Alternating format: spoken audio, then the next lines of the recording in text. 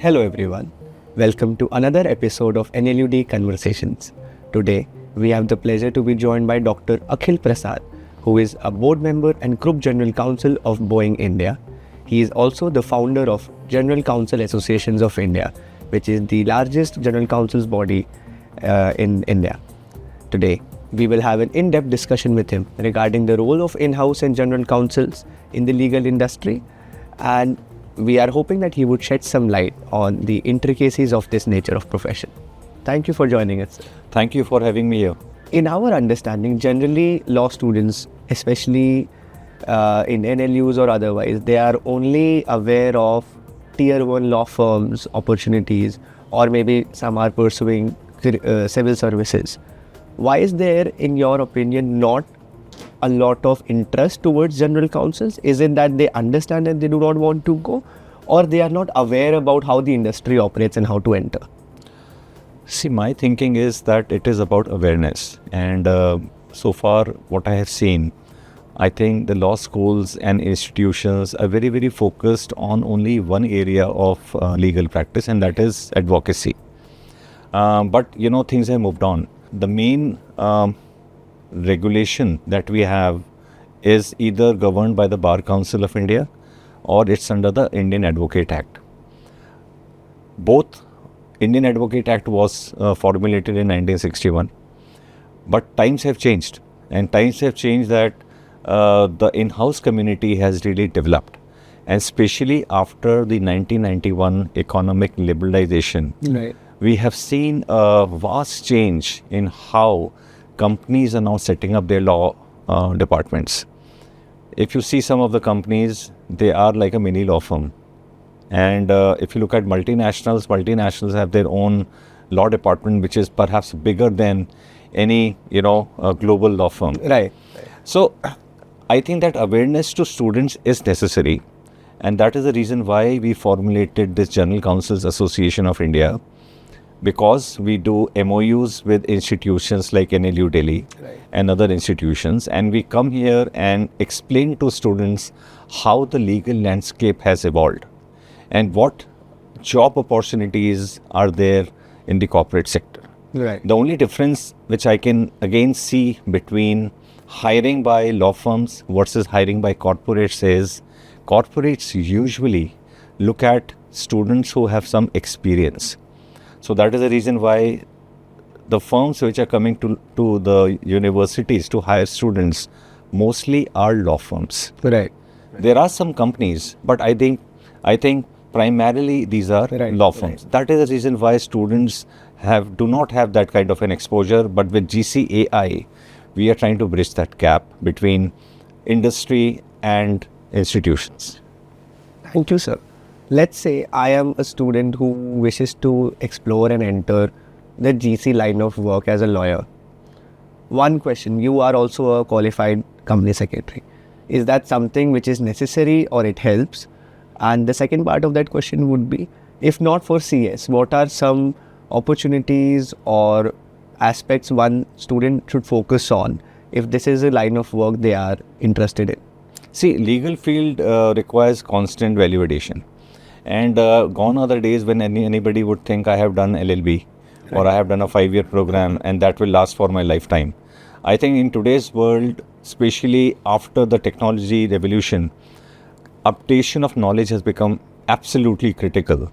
So it is upon an individual to analyze what you want. For example, when I started my career, I thought that I can be good as an Indian lawyer.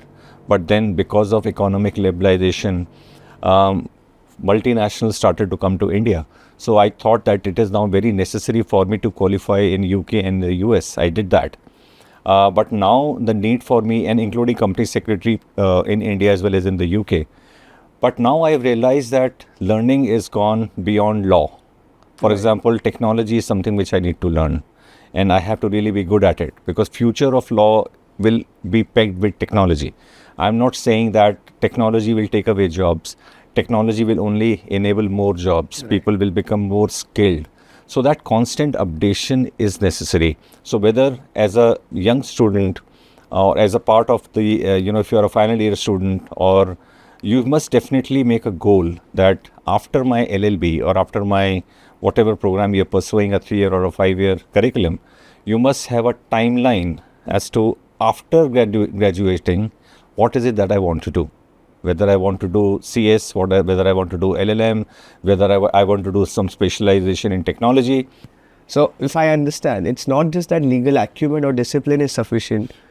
Technical or business understanding of the sector in which you operate, that's equally important. That's 100% very, very critical. Because whether I am working as an e-commerce lawyer and tomorrow things may change. Tomorrow I may want to go in higher technology. So I have to understand that technology. So in aviation, we have to understand our products. And aviation is a very complex business. So we have to really understand what the business is, what are the regulatory requirements, not only in India, but across the world. So that is the beauty of General Counsel, that you are not only confined with Indian law. Right. So if I were to say that I'm only an Indian law, what about our planes flying across the world? Right. So we have to really understand the other jurisdictions, where what is happening in those jurisdictions about our business. And we really have to, provide solution to our business people across the world. So that is the beauty of the GC profession, that you are not confined to Indian law. Right. And that's a great perspective, sir. Thank you. If you could give some suggestions, let's say to a student who's in their 3rd or 4th year, who still have 2-3 years to go before they graduate, what kind of areas they should focus on beyond their core curriculum, extracurricular activities or otherwise they should focus on, which will be beneficial for them, not just for GC sector, but to be an all-rounded professional? See, one thing which I really, I will strongly recommend. Right. I do appreciate that, students have a very tight schedule. Right. And, you work 48 hours after 24 hours that you have at campus. But there is no substitute for practical experience. Right. And that practical experience you can either get through internships or through qualitative events, international events and conferences which happen across the world. So we as GCs, we go everywhere. Senior partners of law firms, they go to all international conferences and events.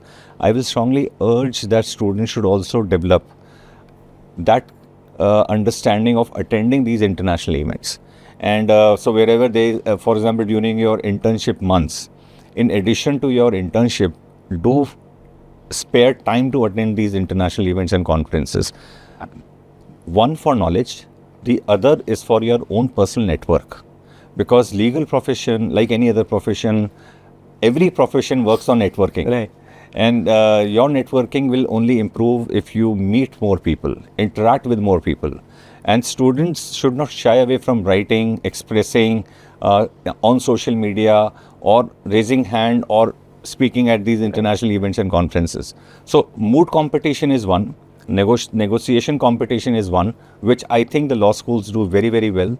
I think the other side is, jumping into the real business issues, and then attending those conferences will only make you more, it will open your mind as to what is happening in the future world, Right. where the lawyers will be required more and more. Right. For instance, this year I went to World Economic Forum. Wow. And so the reason for that is to open my own mind.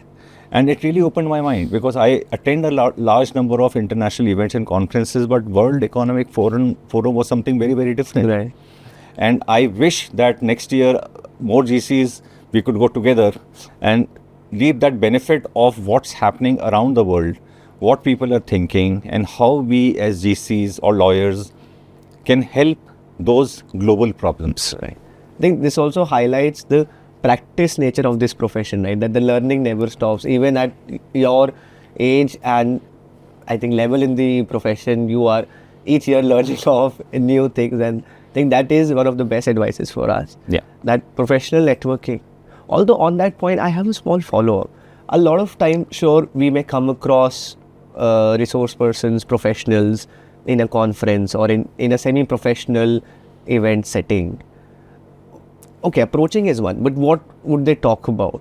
Or what are some points? Let's say you may get a lot of people who just come up to you and ask questions. What are the best kind of conversations you've had, or the people you find the most interesting on these aspects? See, one of the things which people usually ask me is mostly on aviation. Right. And they asked me, how do you become an aviation lawyer? So I said, I did my law from Merit University. I never in my dream could have imagined that I will ever make it to Boeing. Right. But what I only did, what was in my control. And what was in my control is my pursuit of knowledge.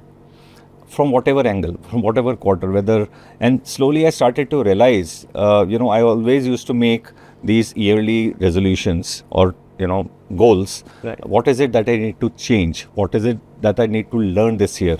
What is it that I need to improve this year? And that constant quest for improvement, which is still there, it took me to all these great companies that I worked. And that will happen with anybody. And the only thing is you have to keep your mind sharp and agile and learn more and more. So that is how I see, and people ask me these questions, this is exactly what I tell them. And the other thing which I tell them is, if you have to increase your capacity to work, follow your hobbies. Right. And those hobbies could be somebody is good at singing, somebody is good at dancing, somebody is good at writing. So that passion and hobby should always find time in your daily calendar. Which hobbies find time in your daily calendar? My hobby is singing. So I have a YouTube channel. Right. And I have now about more than 60 videos, and I do, we create music. I have two gurus, one in Merit, one in Delhi. My Merit guru is Rakesh Johri ji, and my Delhi guru is Mohsin Ali Khan sahab. And I seek a lot of inspiration from them. I learn music, I learn Indian classical music, although I can never become an Indian classical singer, but it helps me to generate music, and music helps me to create more capacity to work. So my hobby is also, we are into tennis and in gymming. So always, and this is what I have developed in last 2-3 years. But that is something which I will recommend to people, that always find time for your hobbies, because if you have hobbies in your daily program or daily cycle, right, it will only enhance your capacity to work. So striking the balance is really important. Striking the balance is very, very important. Right. Well, I think we've had a very extensive discussion across so many aspects. If, not as a closing question, but if you could give, let's say, few lines of advice to someone who is, let's say, in their final year, somebody like me, what would it be from spanning across your decades of legal professional career? So my only advice, for any professional is that your graduation is a beginning. And it is the base, of what you want to do in life, but that may not be your destination. So keep looking for opportunities. If you are into legal profession, do not ever think that you always will remain all your life a legal profession, because world is changing very, very fast. Today, a legal degree is something like an engineering degree. What I mean to say is, after your law degree, you can do an MBA. After engineering, people have been doing MBAs, but after law also you can do an MBA and become a CEO. So that trajectory, do not close your mind of only be confined to a legal profession.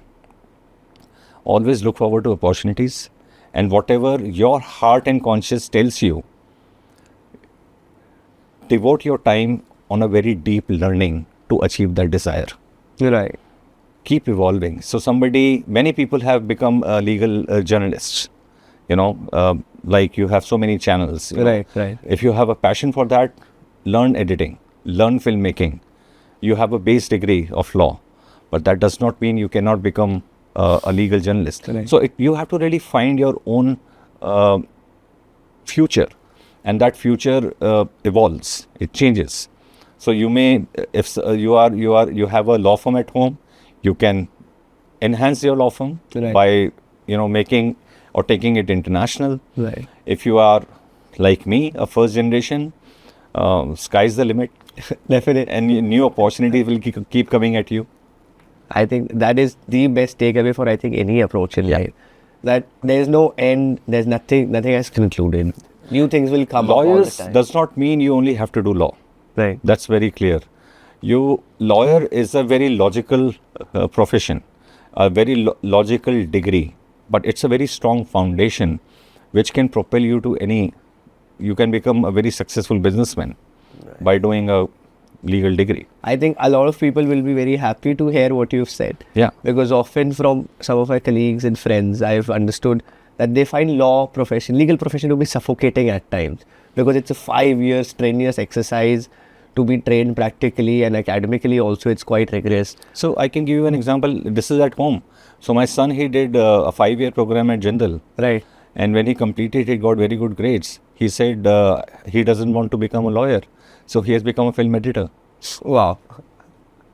So now he is in Mumbai, he is doing films, and he is very satisfied and happy. I think he gets his creative flair from you only. No, but he is creative himself, and the only thing which we as parents did, we encouraged him, and because that is his future, and he has to decide what he wants to do in life, and that's very good what he has decided. Right. Yeah. Well, that's so nice to know, sir. Yeah. And again, I would like to thank you for joining us for this discussion, and we look forward to your continued guidance and support personally and from the General Counsel Association. Thank you so much, and I can only say keep doing this good work, because sessions like these will only propel people to think beyond law, and that is what we are trying to say. Right. That legal is not only a courtroom, and because that is what perhaps it has been designed to be, but that is not what it should be. And what it should be is it's in your mind, what you want to become.